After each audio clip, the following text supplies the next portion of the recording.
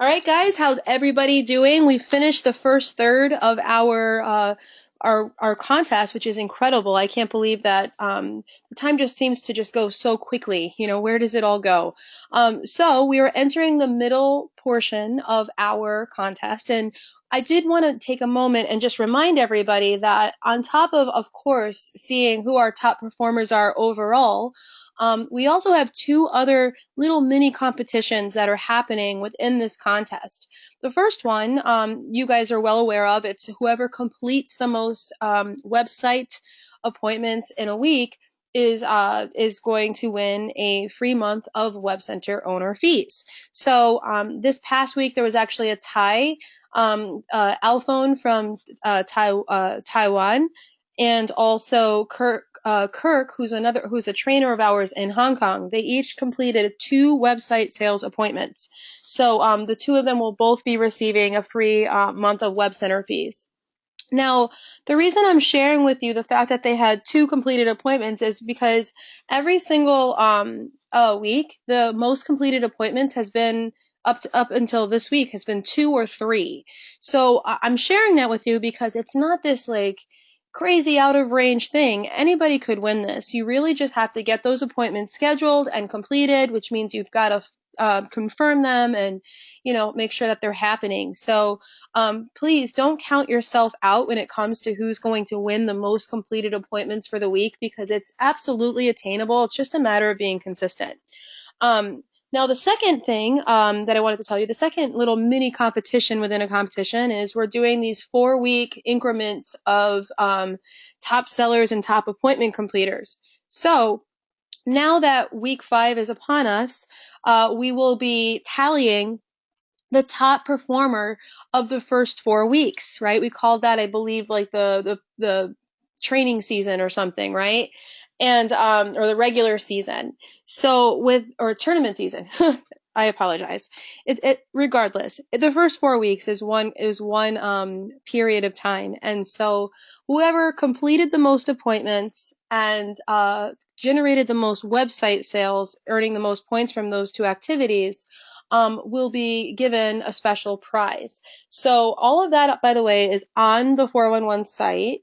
And so why don't I actually just take you there really quickly just so we can just review that, because it's a really cool opportunity for everybody, because not only, well, we're done with the first 4 weeks, but what's really nice is the second 4 weeks starts today, right? So if you actually, good Lord, it might actually be, nope, it's here, perfect.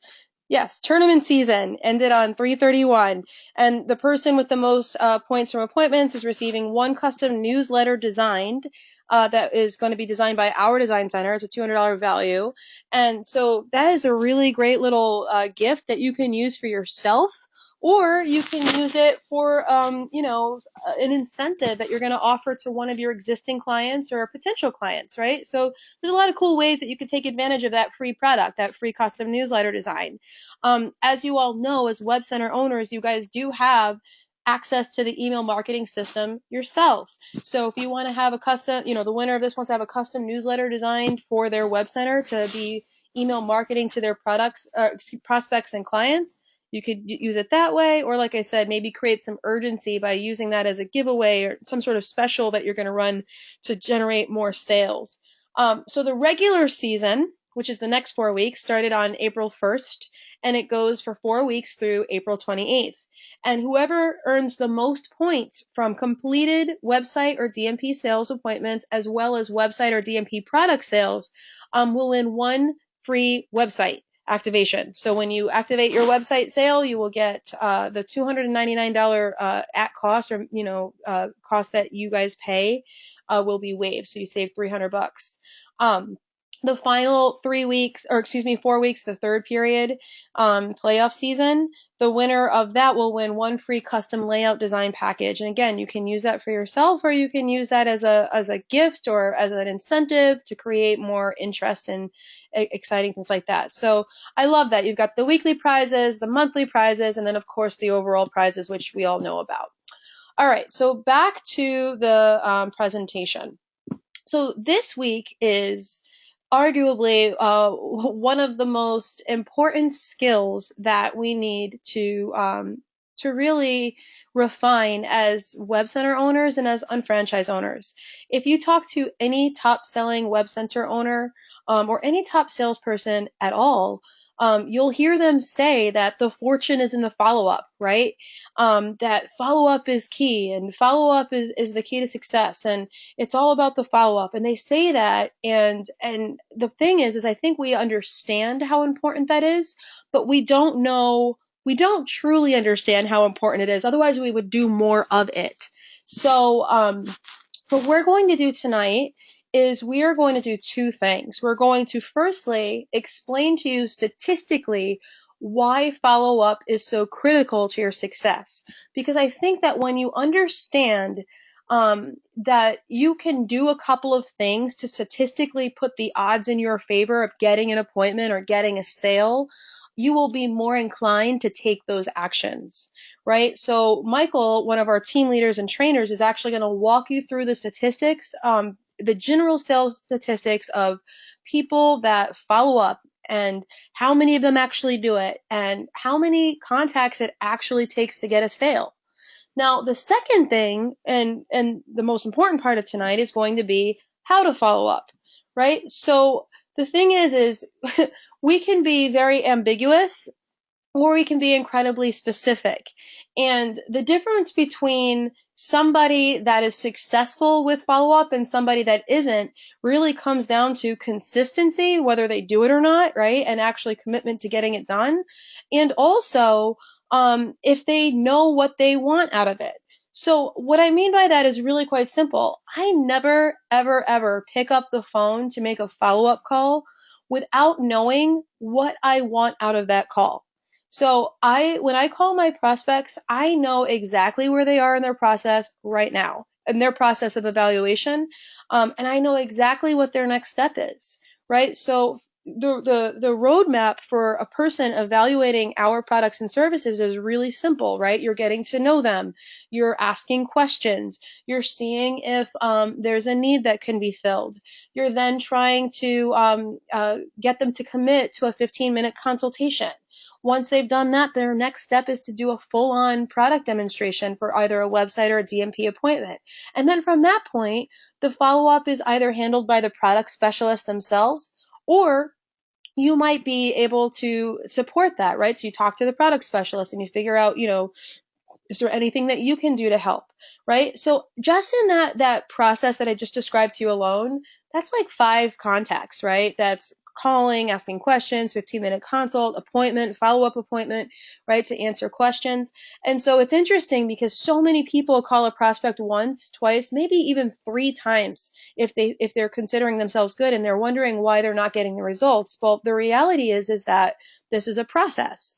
And if you rush the process, then you end up not getting the result you wanted, or you get people that rush into a decision prematurely, and that's not really good for the long term relationship either. So, tonight we're going to talk about the nuts and bolts of how to do follow up correctly and how to do it in a way that is going to, again, put the odds in your favor so that you can help your prospects through that process. And again, just like pretty much everything else that we train about in this division, everything that you're going to learn tonight is 100% applicable to, excuse me. I apologize. My iMessage is going off. But anyway, everything is 100% applicable to the business and really any other sales situation that you might be in. So I don't want to take too much away from Michael, but I just wanted to set the stage a little bit because this is such an important topic. I talked to Ray Yedman, talked to Russell Polo and Jason and Carla and Sue and Lisa and Yardley and all of the top sellers in this company and Schwen, like they'll all say the same thing is you don't make money in this division or anything in life where where there's a relationship that needs to be built in order to get to that sale unless you master the skill set of following up. And so hopefully tonight we can shed a little bit of light on that for you. So Michael, I'm going to go ahead and unmute you and I'm going to pass presenter mode over to you and let you take it from here. Okay, excellent. So can you see my screen okay? It's about to pop up, I can tell. Hold on one second. I see a gray screen. So let's see. Get out of this. It's still gray. Russell, are you able to see the screen or is it me? It's good for me. It's good for you? Yes. Okay, then it must be me, which is unfortunate because of the fact that I'm recording. So one of the things I can do, you know what? Just listen. I'm glad it's good for other people, but for some reason it's not good for me. And since I'm doing the recording, Michael, would you be okay if I actually left you unmuted, but was presenter and controlled the screen so that people could have a good recording? Yeah, sure. Whatever you need to do, Sarah. All right, I'm sorry about that. I just want to make sure that we get a nice clean recording for anybody that couldn't be here right now. So I'm going to pass presenter back over, but I'm going to leave you unmuted. I won't speak. I'll just go ahead and click ahead when you're ready. Um, so can everybody see my screen? Can you see my screen right now? It's presenter view. All right, is that good? There. That's Perfect. good. That's good. All right, thank you, Russell. All right, Michael, I'm going to leave it on here and just let me know when you're ready to click ahead.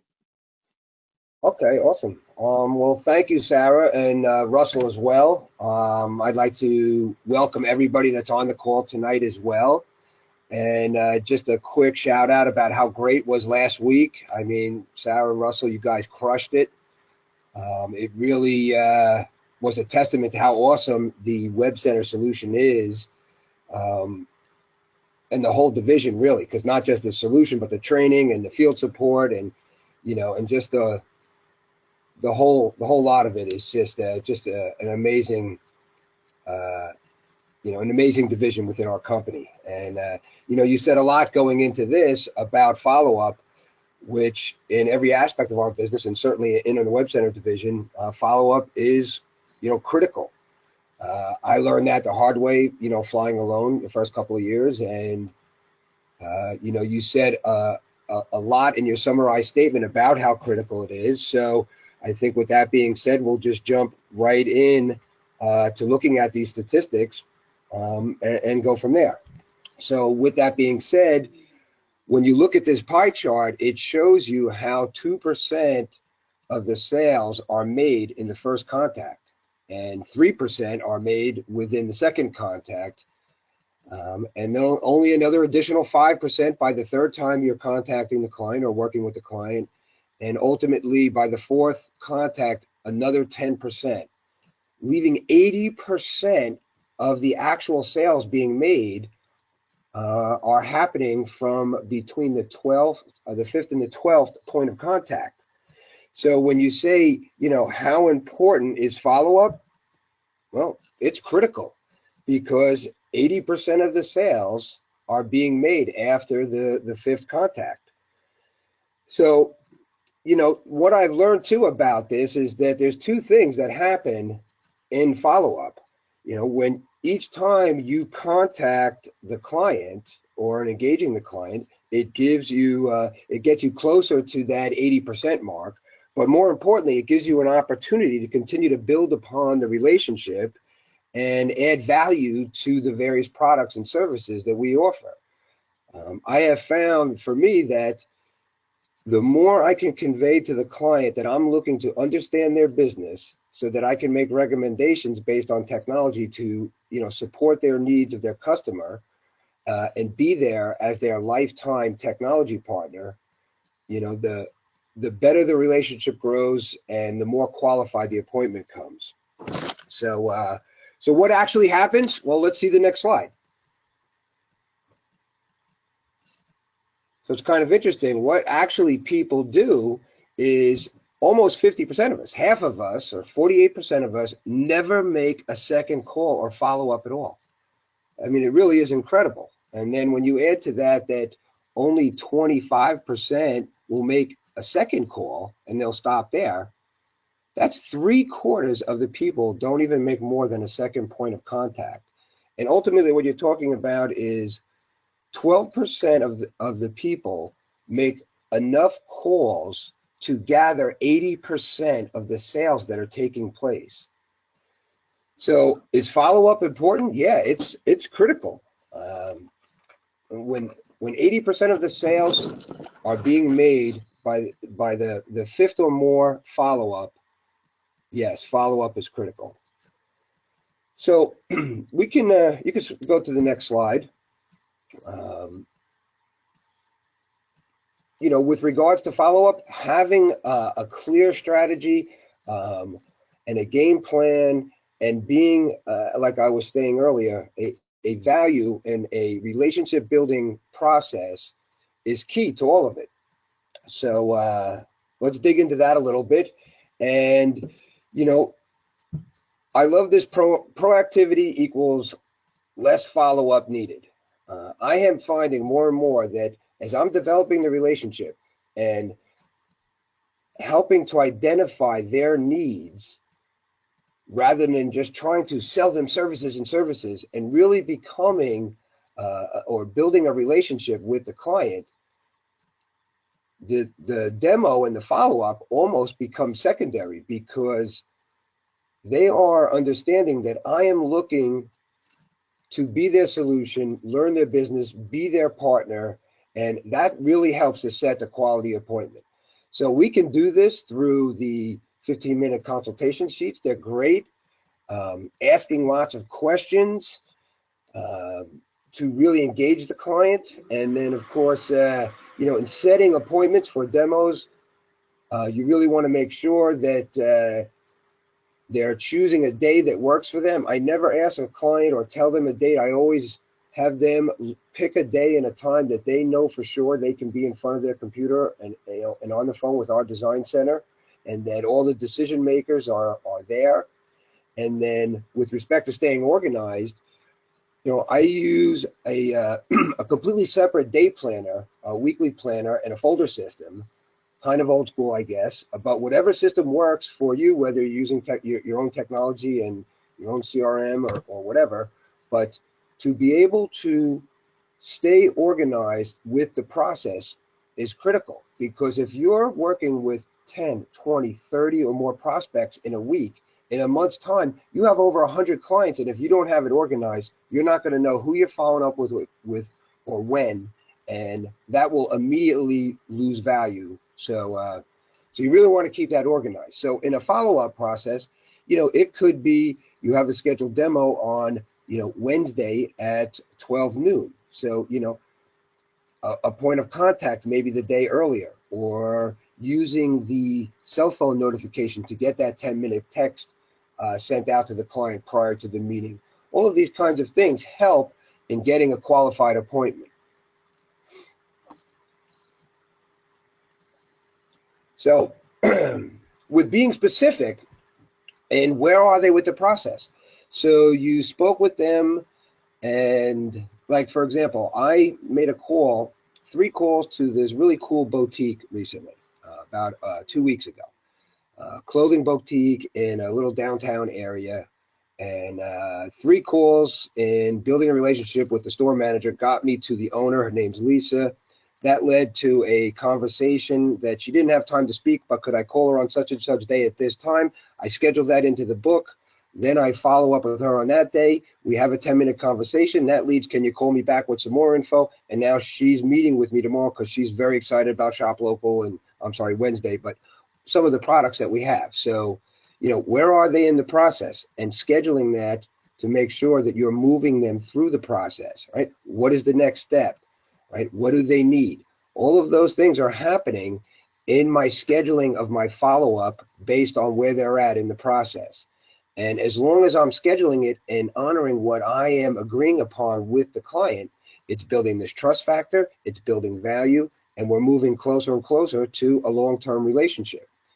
Um, creating urgency. Sarah's really great at this. I've heard her talk about incentivizing, and we're running promotions, and even on last week's call with respect to contractors coming into their busy season, creating an urgency about a Google ad campaign or things of that nature. So there's so many different creative ways that you can do that. So we can go to the next slide. All right. So with regards to follow-up, we have a couple different ways you can do this. You can have the product specialist follow up, or you can be doing that yourself, or in a combination of that.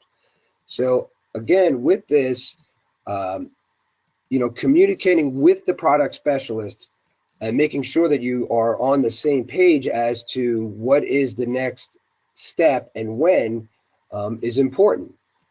Uh, for me, a lot of times the product specialist is doing the follow up because I have stuff I'm doing during the day, so I'm not always available. But if I can be, I will shoot an email out to my product specialist early in the day, letting them know that I am available, so that we can maybe do a three-way call. Um, so that's one thing that I would say there. A lot of times I shouldn't say a lot of times, but I try. Yeah, you can go to the next slide, Sarah. I try to do or control the follow up as best as I can because our web center guys, they're busy and maybe even overloaded sometimes, and I just personally feel a little more comfortable having a little more control of this. It helps me to build a more personal relationship with them. But either way, both ways are great. I mean, our whole product team, they're all professional and they're great at what they do. But again, staying organized is key, and scheduling the logical times, not just for the follow up, but even for your prospecting calls. You're certainly not going to call a restaurant owner on a Friday night when they're getting ready or to be bombarded, with the weekend dinners. Or certainly maybe a Monday morning follow-up call at 9 o'clock when the business owner is, getting started with their crazy week. So, really understanding the client and how their business works and when are the good times to schedule these follow-ups, is an important part on our end as, the product specialist, if you will. Um, I also, when I'm speaking with the client regarding whatever the next step of the follow-up process would be, I'm not going to be pushy. I will be persistent and respectful of their time. And what I try to do is really make them understand what the next step is, help them to figure out what it's going to take to make the decision based on what the next step is, and when they think they might have it, so they could tell me, yeah, I'll speak to my husband or my business partner on Wednesday, and I should have an answer for Thursday. So then in my book, I know to call Mrs. Jones Thursday morning at 9 o'clock, as she suggested, and that's when I'll call her. So, the more accurate and the more organized I am with my follow up, um, the more value I am building in the relationship and increasing my success. Okay, so you can go to the next slide. Okay, I awesome. hope I'm not rambling too much. No, you're doing great. Uh, I actually am going to take it from here because it's basically just the actual exercise of the yeah, week. okay, great. Awesome. Okay, Michael, thank you so much. And I just want to apologize for like, I don't know if I threw, I didn't mean to like make it complicated with having to control the slides, but you Yeah, handled no worries, Sarah. handled it like a pro. I really appreciated that. Thank you so much.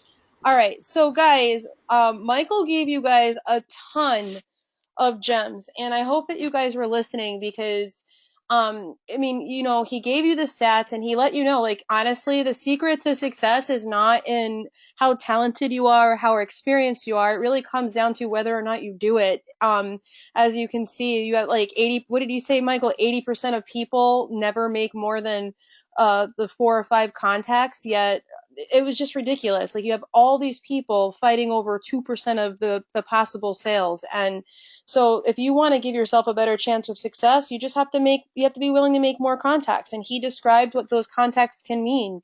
And one of the things that Michael said that really struck a nerve with me in a great way, and I hope that you guys heard him when he said this, is, when he's making all those calls to his prospects, and whether or not it's, landing an appointment or not, it is doing that relationship building. It is making a connection with those people. And it's having a very positive effect on the overall process, which you can't skip the process. The process is the process is the process. So thank you, Michael, for all of that. That's incredible.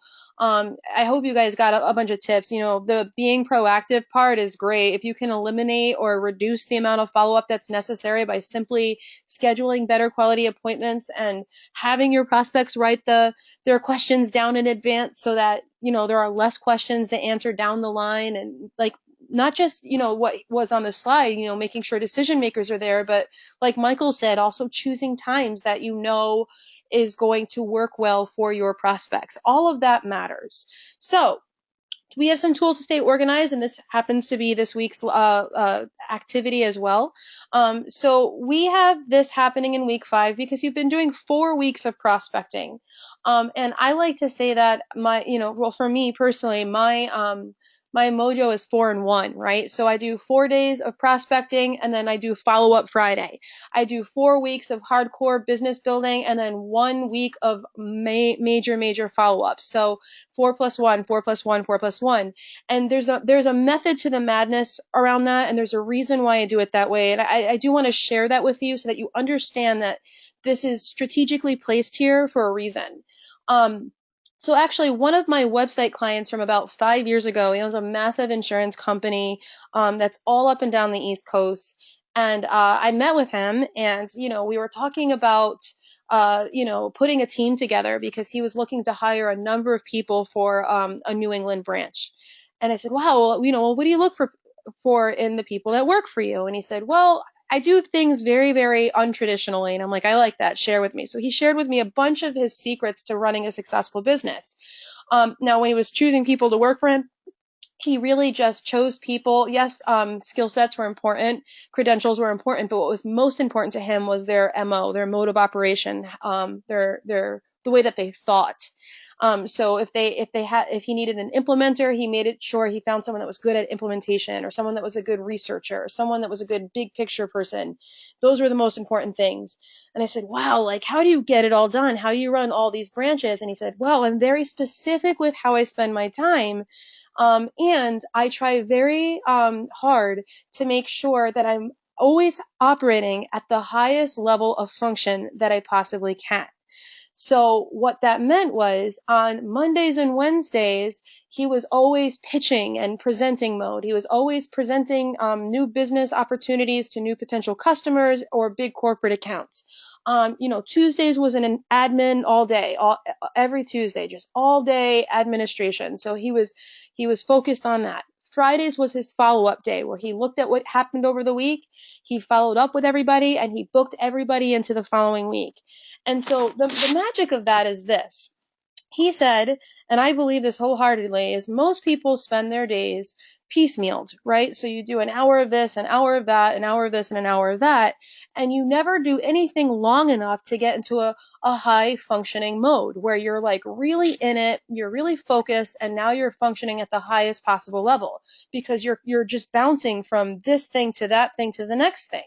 And so by making sure that you try to book all your demos or all your whatever on one specific day, it just gets you in that groove for that day where you can function at a higher level than if you just did an hour here and there throughout sporadically spread out throughout the week. And then the follow up is no different. So if you just dedicate your Fridays to handling all of the follow up from your week, and then you push it, you use that time to move each prospect to the next spot and book up your following week, you are just going to get really good at follow up because that's what you're doing all day long or during that time that's dedicated. So, we take that approach at a small level, and then we take it at a macro level. The macro level is what you're looking at now. So this week is all about follow up. We like to give you guys tools and charts to stay organized because, like Michael said, if you are not organized, you will forget to reach out to people. You will not know where they are in their process, and you will not get your prospect very far in their evaluation process. So the way that this works is simple. You're going to write down every prospect or business that you've spoken to during this contest or in the last quarter. Then you're going to give them a status. What you're seeing on the screen now are the 3 most common statuses. Of course, if you have something else, you're more than welcome to add it. But status 1 means you've contacted them, but they have not had an appointment yet. Status 2 is they were a no-show appointment. They need to be rescheduled. And status 3 is they have had an appointment and they're just looking to get some questions answered. So you write your prospect's name, you give them a number, 1, 2, or 3. then you're going to write out specifically what their next step is, so that when you make that phone call to follow up with that particular person, you know exactly what your end result is that you want, so that you can ask the appropriate questions and you can be specific when you make that call, so that you're not just calling through a list and ambiguously saying, I'm just calling to follow up, and then wondering why you're getting an open-ended, ambiguous answer, right? So you want to ask a specific question and then keep notes on that. So it's really that simple, guys. And this is true whether you minor, major, or are professional. This is a really important skill. The difference is really going to be how many prospects you have to follow up with. I highly recommend that you also make it a point to add names to your names list this week and still prospect new business. But the majority of your time should be focused on evaluating where every single one of your prospects are right now in their process, what their next steps are, and making it a point to reach out to all of them. Because there's a lot that has been done over the last 4 complete weeks as we enter into the 5th week, that you could really create some great momentum here, and it will also get you in the habit of doing this on Fridays. So there's a lot of opportunity there.